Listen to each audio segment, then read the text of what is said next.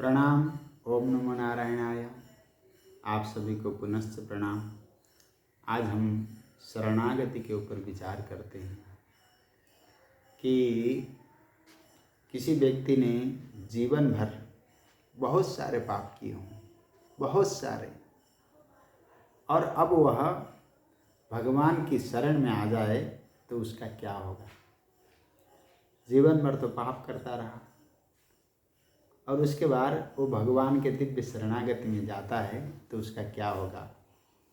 तो श्रद्धेय सज्जनों, आप हम सब जानते हैं भगवान अतिशय दयालु हैं, परम दयालु हैं, करुणा वरुणा के सागर हैं, दीन बंधुत हैं, पतित को पावन करने वाले हैं।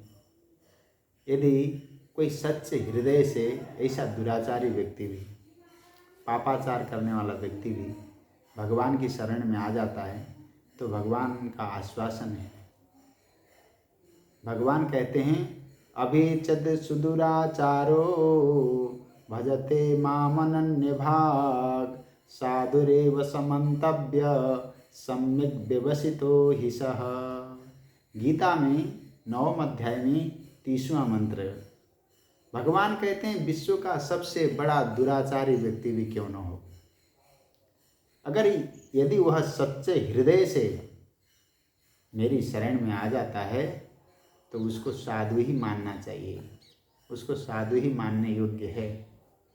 दुराचारी पापाचारी व्यक्ति भी संसार के समस्त दुराचारों को, पापों को, भ्रष्ट दुष्वृत्तियों को अगर त्याग कर भगवान की शरण में आ जाता है तो उसको साधु ही मानना चाहिए। साधुता मतलब संयमता।